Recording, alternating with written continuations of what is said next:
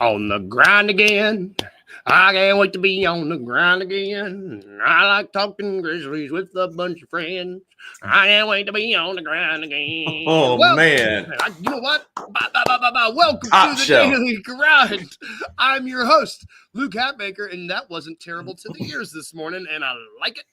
It's Tuesday, and I got buckets with me. How you doing, brother? I'm good, man.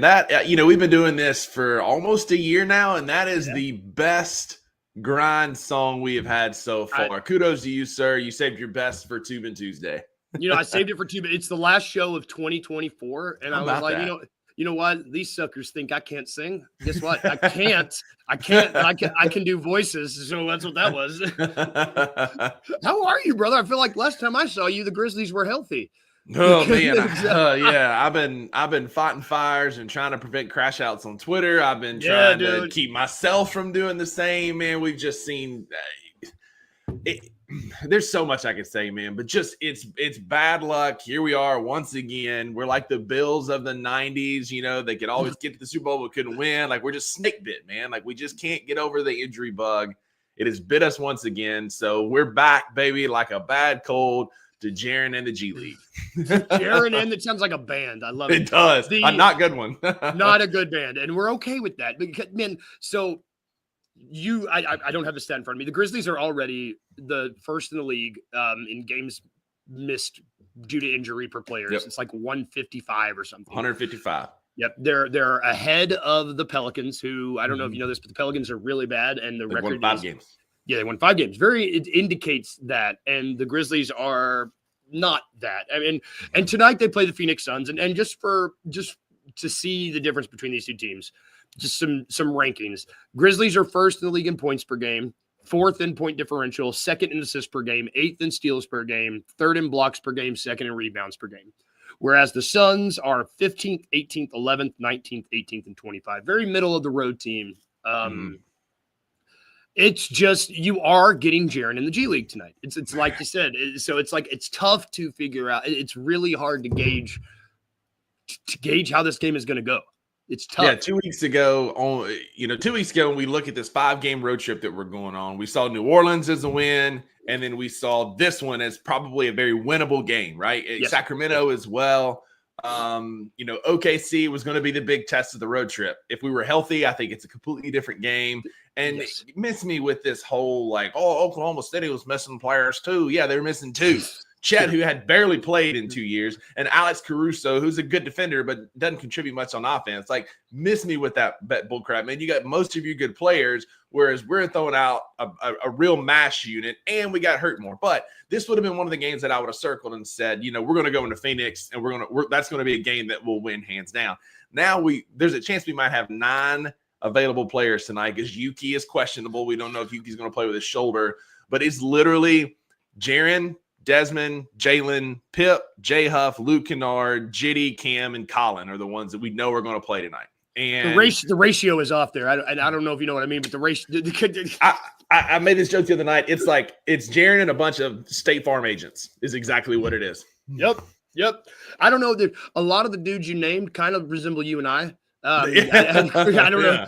Like Cam, if you put me and Cam Spencer and Luke Kennard in a lineup, it'd be like, 3 white guys. One has a beard. I mean, exactly. Like, which one of these sells State Farm, which sells Progressive, and which one is Farm Bureau? Like, that would be the question of the hour, right? And I don't know that we're going to win a ton of NBA games that way. And it sucks. We'll get into injuries and stuff here in a minute. I don't know that it's going to be long term. But Luke, like, I've been – I know we've been kind of high on Scottie Pippen Jr. on this show, but he's kind of getting on my nerves. Like, I'm tired of watching Scottie dribble into double, triple teams when you got Jaron standing on the wing. Or, like, if I see this fool wave Jaron off one more time, I am personally going to drive down or I'll fly out to Phoenix and have a conversation with him. Like, you got one of the best pure scorers in the NBA. Why are you waving him off? But I mean, it's not a whole lot you can take from these games, right? Like the OKC game is just an anomaly. Like it's like, what are you going to take from that? Yeah, Oklahoma City is better than our G League players. I think the biggest takeaway is that we're deep, but we're kind of like we're not like super good. Like our depth we're deep, but our depth's not great. Like there are definitely pieces that need to be consolidated. We need to get some help. And I mean, what more can you say tonight? Right? Like we're just, Phoenix is dysfunctional. Feels like a team that we could beat. I don't know that we're going to do that tonight with the lineup we'll roll out. I mean, we will. If certain players don't play, I know Phoenix has a couple guys that are listed as day-to-day. We might get a little help there, but otherwise, and we haven't said Desmond Bane's name yet either, who has been playing better. But Jaren is playing on an all-NBA level. I mean, let's talk about that for a second, because if these games where we are temporarily hurt for showing us anything, it's that Jaren is still got it, and Jaren needs to be an all-star this year. It's just Jaren is – it's like you said, if we have to watch – the best player on this team and the player that everything needs to run through right now is Jaren Jackson Jr. And the fact that Pip is over there waving him off, it's like, Listen, I've got a lot of thoughts about that. Like Jaren has gone from being, Jaren's my favorite player in the entire NBA currently. I've always been on. I argued with my $2 Sports Show co-host that Jaren's the best player on our team, and I stand by that. Ja's been good this year, but Jaren has been great. And in a vacuum, Ja Morant is our best, most athletic, explosive player. Absolutely. But the product on the court, Jaren has been the better player, argue with the wall. But consistently better. And I was just about to say, from the beginning of his career where he was foul prone, he was injury prone, they were worried he was going to be able to make it, to now he's like Mr. Consistency. He's like Cal Ripken Jr. type durability. Like he's just out there night after night, giving you it all. And like, it pissed me off to no end during that OKC game to get on Twitter and see all these casual clown fans talking about Jaren can't carry our team. Jaren's not as good. Jaren needs to be traded. Like they were double and triple teaming him because they could, because what else they go to? They left Colin Castle was standing by himself. Jake LaRavia, who's been awful recently, by himself to go double trip because they know Jake's not going to hit it. And so like when you're the only player that is a competent offensive player, Desmond Bane notwithstanding, because he has been better, of course they're going to zero in on you. And so that led to a lot of his poor shooting. But Jaren's been playing fantastic, and we're going to need like a Jaren alpha game tonight if we're going to get a win. Yeah, no question. And it's different. It's like you said earlier, it's like we have the depth, but is it necessarily top tier depth when push comes to shove? Because Jaren and Dez can do a lot, but like when it's Colin Castleton and Cam Spencer, that these G League guys that don't have hardly any NBA experience, it's different than, even if it's different than last year where you do have dudes, the G Leaguers they were playing with were at least guys who had G League seasons under their belts. I mean, it was a little bit different, I mean, we're like, Luke, we're like one more injury away from seeing the Armando Baycots of the world coming up, who's been hooping in the G League. Like, but like we're gonna roll through it again last year where we literally had a guy named like Timmy Allen and like playing professional basketball. Like Timmy Allen sounds like the guy that your uncle knows down at the local watering hole who's been going and drinking Busch Light at the bar, same bar for the last 40 years. Instead, he was playing some 3 and 4 minutes for us last year. Like, Timmy Allen. Who else? I mean, I'm trying to remember some of these. Like Lamar Goodwin is another. Like Xavier Lamar Stevens. Yeah, I mean, like, what are we doing, man? Like, what are we doing with to the basketball gods that we've pissed them off so much? Like, I said on Twitter last night, we not paid our debt enough. Like, I don't understand. Are they mad at us for moving to Memphis from Vancouver? Like, I don't know what it is, man. And it's not the amount of times I've seen on the twitter.com people blaming the front office and Zach Kleiman for injuries. Like, Zach Kleiman didn't punch Zach Edey. Robert Parra isn't out there snatching ankles. Like, Tayshaun Prince isn't out there straining muscles. Like, it's just bad luck. Like, maybe we do need to reevaluate. I was asked in a group chat last night. Yeah, maybe we do need to reevaluate our strength and conditioning program. But a lot of it's just bad luck. And it came at the worst possible time when you have a tough 5-game road stretch, including tonight in Phoenix, who on paper is a really good team, but at full strength, we beat them by double digits. Yes, we are by far the superior team when full strength. Last thing I want to talk about this, like before we move on, because you're mentioning the bad luck, we need to talk about these injuries, and you're my resident doctor. Would you start Cam over Pitt? Shout out to Darius too, brother. Thank you for hopping in here this morning. For sure, I would strongly consider it. Pip has been not great lately, and like, he can score, but like, he is a ball stop, and to be a point guard, like, he doesn't pass as much as like we're like the days of him getting double-digit assists. We haven't seen that in a very long time. He has become too much of a ball stop, especially when you've got Dez and Jaren on the floor with him. Like, I promise you, like, I'm not joking. Like, if I see him wave off Jaren one more time, I'm going to build like a voodoo doll of him and figure out a way that we can get him like to sit for a while. Because why are you waving off freaking Jaren, man? Come on. I don't hate it. Cam Spencer's a freaking dog, and that's what we're going to need. And, I need Cam to shoot some more. He's the opposite end of it. Like, he'll be at the rim and be looking for Castleton or Jay Huff. And it's like, brother, lay it up. You scored 50, brother. We know you can shoot the damn ball. Like, yeah, you did it with one free throw. Like, you did it with one free throw. Like, just shoot the damn ball. I swear to God, if he develops that Luke Kennard problem where he just doesn't like to shoot, I'm gonna be very frustrated because he need like Luke can knock down some shots when he takes the damn shots, and I do not want Cam developing into that because Cam is a killer. Cam, man, we need just shoot the damn ball. Again, like, he's a dog, and he gets to the rim, and then like that's the blessing and the curse of this offense is we're always looking for that one more pass, one more pass, and at some point it's just like just put in a damn hoop. Like if you're within 3 feet of the goal, don't kick out to the wing, lay the damn thing up, get fouled, like put it up. Please shoot it. Please shoot it. Please, just please shoot it. That's perfect. We could talk about that all day. I want to talk about these injuries, because this game, we're not going to put too much stock in this game because it is what it is. It is what it is. We got 9 players. I can't believe you said 9 players. That's crazy. And when you say that, and then I started looking at the injury report. Is that what it's called? I'm talking football now. So here is the injury report for the Memphis Grizzlies. Questionable is Yuki Kawamura with left shoulder soreness. We don't have to talk about that one, but here are the guys that are listed as out tonight. Santi Aldama with a left ankle sprain. Brandon Clark with a right soleus strain. I don't even know what that is.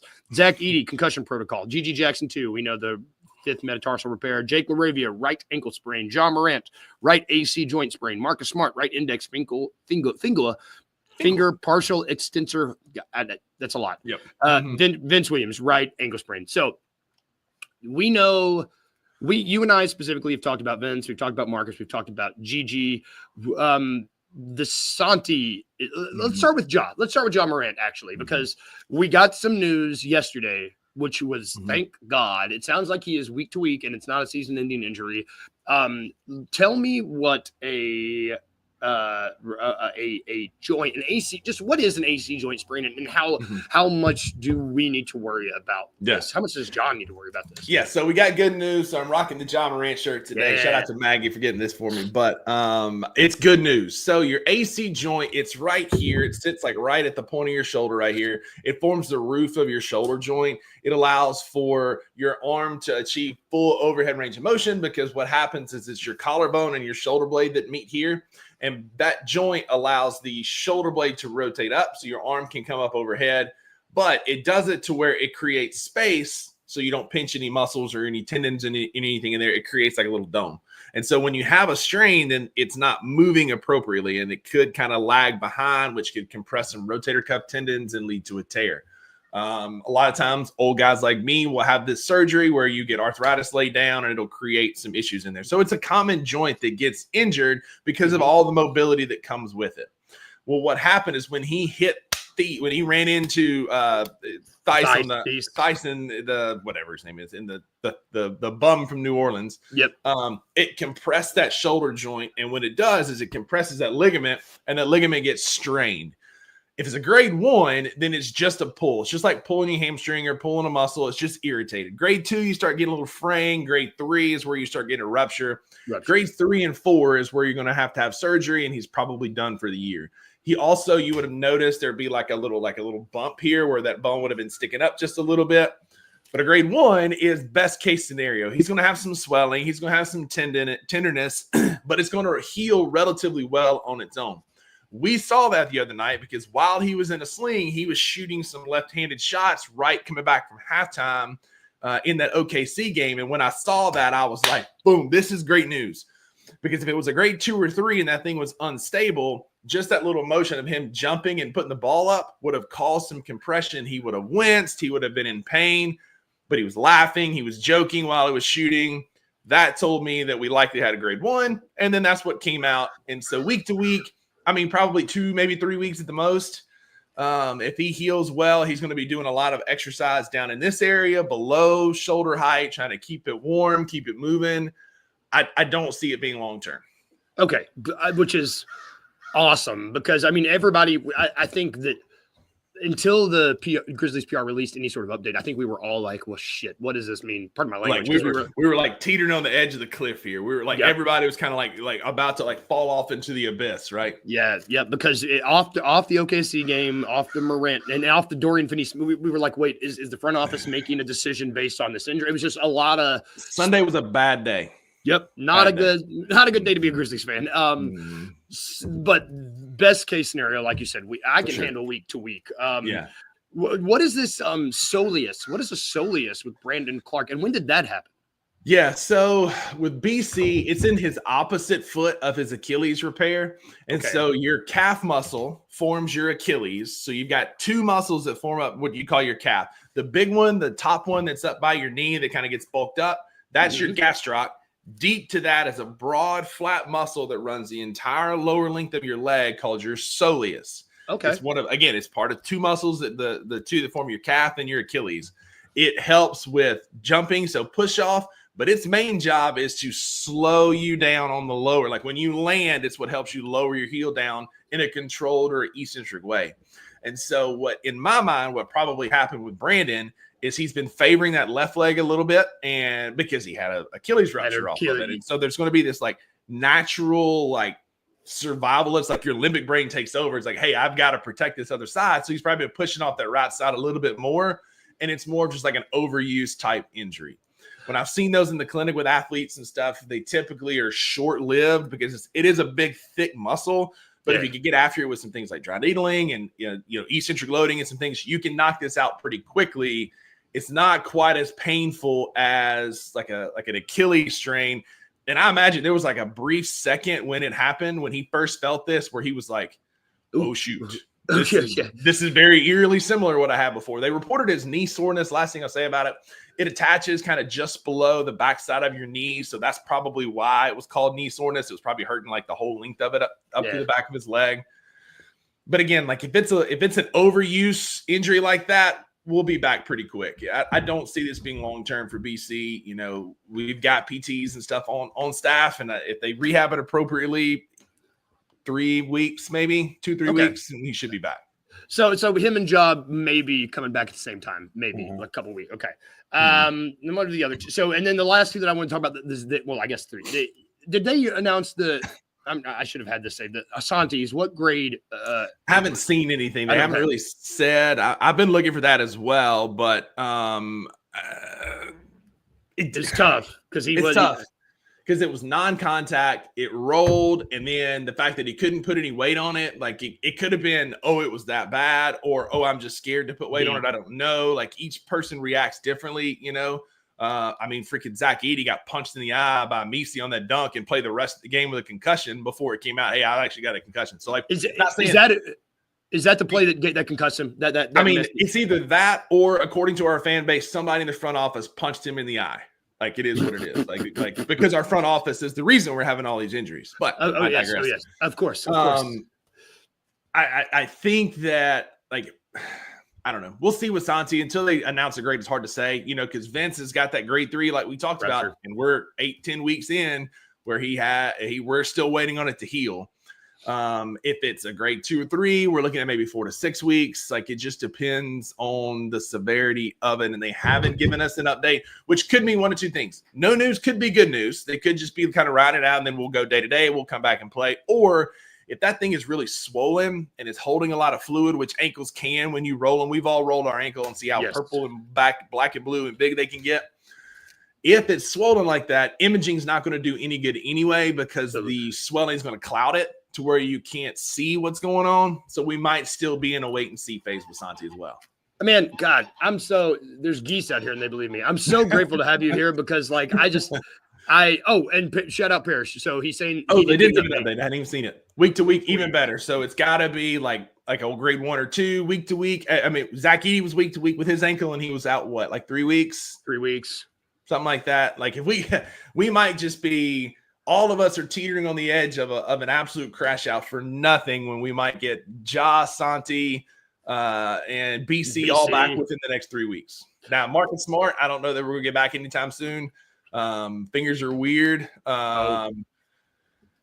It might be a while before we see him. But if we can get those 3 guys back, let's go. I think, Paris saying at the same time as Marcus's update, I think I gravitated more towards Marcus's just because of the complexity of a finger and how they bad spent a lot of time talking about Yeah. Marcus's finger. Yeah. And then it was like Santi week to week at the bottom. I remember that now.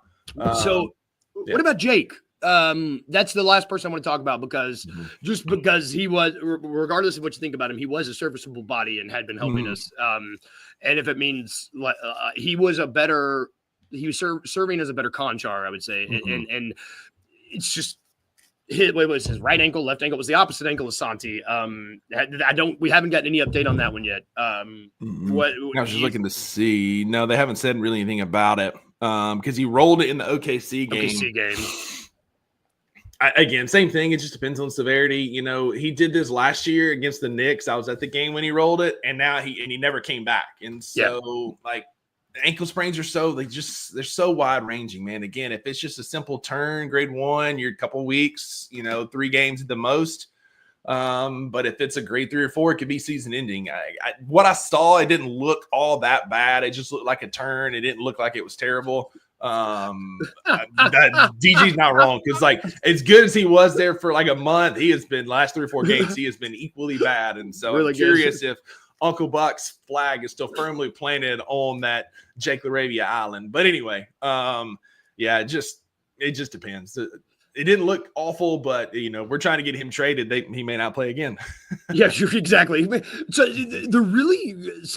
all of this to say, the really a thing that gives me hope is we're looking at potentially having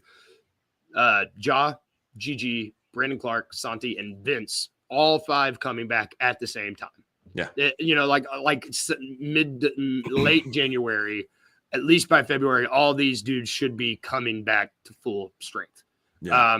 Which is, it might be a really crappy January, but if they can they just got to survive because these week to week diagnoses are a lot better than last year, man. It was out. And they weren't, I will say last year, it seemed like they were not hesitant to slap somebody with the out for the season diagnosis, where this year they're week to week.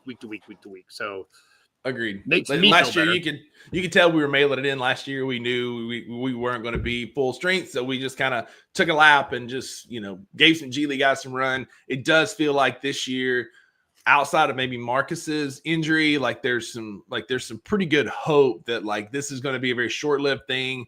I still think if press a return to play order. For me, it's probably going to be a lot of it depends on how Zach Edey's feeling. I could see him coming back first. Concussion protocol could be anywhere from a week to 2 weeks. Just depends on how they're feeling. So I could see Edey coming back first. Probably secondly, maybe Jake, depending on the severity of his ankle. Then I would say then you start talking Josh, Santi, and BC kind of in that 3 to 4 week range. And then probably Gigi Vince. Yeah, Gigi Vince. I still think we're probably a month away. Man, rupturing stuff sounds awful. It is. It is. Especially when you opt to not have surgery. It can take a little bit longer, but it's better for you long term. Like DG said here, we still got eyes on the playoffs. So regular season, yes, it would be nice to keep winning and win all these games and be the 2 seed again, but you just got to get in the door. The Heat have shown us, you just got to get a place at the party. And if you can show up, good things can happen if we get healthy late. Especially as hot as this team can get and as much as we can score, we just got to get there.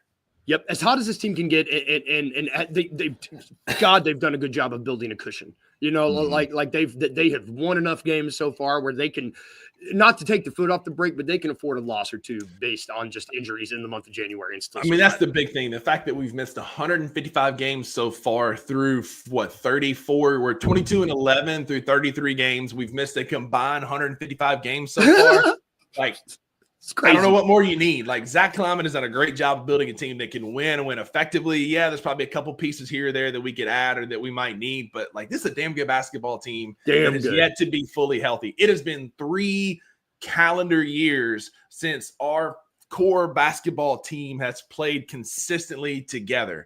And so if we get and I know that's the thing we say, well, if we ever get healthy, if we could ever get these guys together, Like, but if we could ever get healthy, this team is going to be dangerous. Yeah, and it might be sooner rather than later. If the diagnoses, is that the plural of diagnosis? Diagnoses, yep. God, grammar, baby. If the diagnoses of Dr. Buckets are true, we should be good to go by February, and I'm going to take that. I know All-Star I just need you to look at All-Star weekend. Well, we should be good by All-Star weekend, hopefully. Heck yeah. Love it. We're going to take a quick break. While we're gone, I'm going to have Buckets look at a knot on my back since he's the doctor. And then we will be right back. And we were talking about Tubing Tuesdays right after this break. I think Zach Edey played well. He got his fouls in. He got them in for sure. But we saw some flashes of really what he can do, whether that's setting screens or just whether blocking shots or just making guys change their mind about shots or just affecting the quality of shots that guys were getting in the game. We saw that a lot. They gotta use him though, man. They gotta be able to find him a little bit. I was about to say they especially the whole first quarter. It was like because I think that lob that y'all had him, that was his first points of the game. So it was like the whole first quarter I did peep that. It was like I see everybody else attempting 5+ shots. Right. Y'all gotta find a way to give Zach Edey something like at some point. Everything was running well last night, right? The offense was flowing well. It's gonna come a stretch of time where they're gonna be stagnant, and at that time, that's when I expect them. Okay, hey, let's run a post play to Zach Edey. Tune in to the Anthony Sane Show Wednesdays and Fridays at 12 p.m. weekly on the Bluff City Media YouTube channel.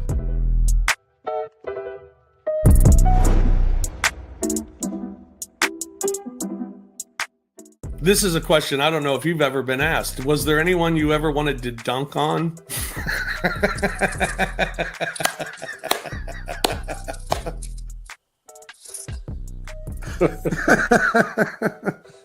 I'm sorry. I'm sorry.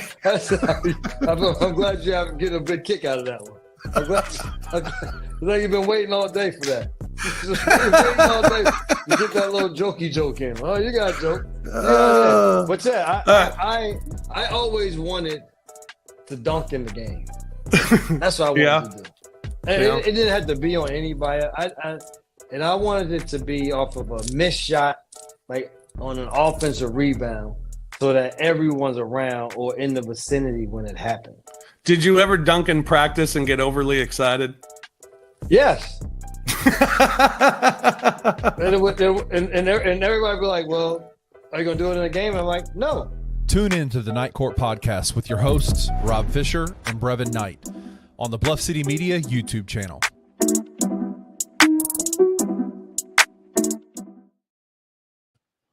Welcome back to the Daily Grind. Hey, you guys remember when I promised that I would have a new commercial by the new year? There's only one day for that to happen.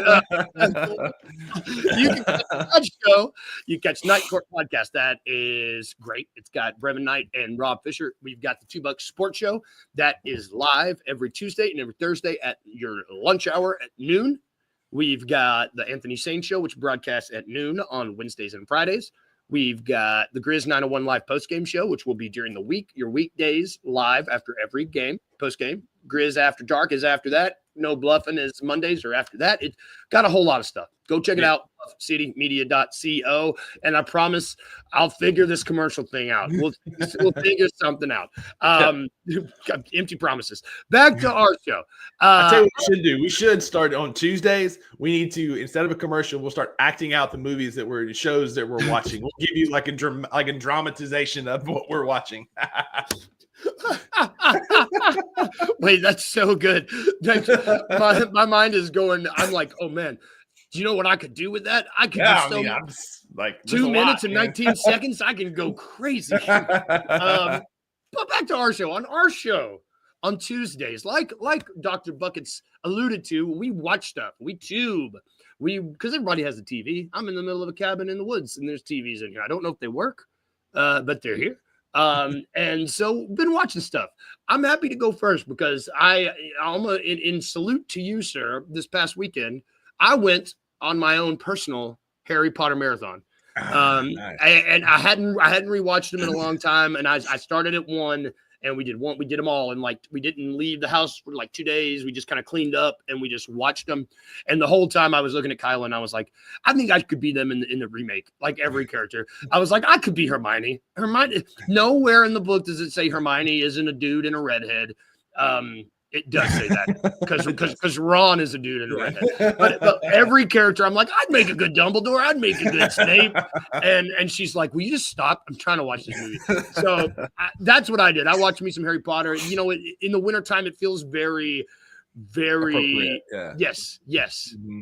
Yeah, for me, watched a couple things. I finally got around to watching Red One with my dad. Very much enjoyed it. It was good, man. It was like the plot. It's a different take on a Christmas movie. It's not like all the other ones. It's funny. I enjoyed it a lot. The Rock and Chris Evans dynamic was really good. Krampus is in it, right? Is Krampus the evil demon? Yes. Do you know who played him? I'm only telling you this because you're it's Tormund Giantsbane from Game of Thrones. Get out of here.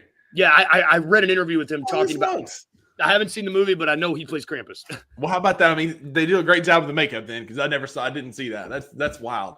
Other thing I finally got around to watching was Carry On's phenomenal with Jason Bateman. Absolutely. I need to watch it. It was it's a few years old. I'd never watched it before, called The Gray Man with Ryan Gosling and Chris Evans, where they're both like these. Yeah, Chris Evans, like, it's hard to take him serious as a bad guy because he's so wholesome as Captain America, but their dynamic was really good. Gosling was good in that role. Billy Bob Thornton, great in his role. Like, this is a very entertaining movie. Ryan Gosling is a CIA assassin operative, and you've got Chris Evans is this like black market assassin for hire. It was very entertaining. I enjoyed it. One of my favorite things that actors do when they play bad guys is to try out new facial hair. I love it. Like I know Chris Evans' mustache alone is scary. It's hard to take him serious because he's got his hair like slicked back, the mustache. He's very like preppy. He's got like the sweater vest and the short sleeve with the slim pants and loafers. And it's like, are you a bad guy or are you a Jacob model? I can't really tell. I can't tell. Man, shout out Parrish. This is at the top of my list. Good. Yeah, it's at the top of my list. Clint Eastwood, man. I don't know many 90-year-old guys that can direct movies or get out of bed. And he is still doing it, and it's awesome. I might try to watch that by next Tuesday. Yeah, same. Because Megan, I've looked at it a couple times, and like everybody keeps talking about how good it is. It's like, all right, we probably just need to sit down and watch it. Because like Parrish, you're like the fourth or fifth person that said like it's a must watch. So Parrish is you're one of them ones. All right, Parrish, you're foreshadowing what we're gonna do next week. That's why you're here, brother. That's gonna do it. We're gonna reenact Juror 2 instead of a commercial as a silent film. Done. Man. My brain is going to be thinking about how we're going to do that for a week, and I can't wait. Tune in next Tuesday when we're going to do some weird shit. It's going to get wild next Tuesday. It's going to get wild. But that's going to do it for our show today. Have a happy New Year, guys. It's New Year's Eve. Go and be safe. Be merry tonight. I'm going to stay up. I don't normally stay up, but I'm going to stay up. It's going to be great. We will not be here tomorrow. With it be New Year's Day, we're going to be taking the day off because we're going to be sleeping in. It's going to be good. Yeah. But have a good day at work if you're working. Have a good day not working if you're not working. Celebrate. Have some champagne. Kiss your loved ones. Bring in the new year right. Wayno, I know you're already in the new year. I don't understand time travel. It's cool. Have a good days. We will be back later this week. And if I can leave you with anything today, just remember these two little things. Just to remember to be a little weird, just a little bit. And remember to smile. Bye, guys. See you not tomorrow. See you later this week. Go Grizz.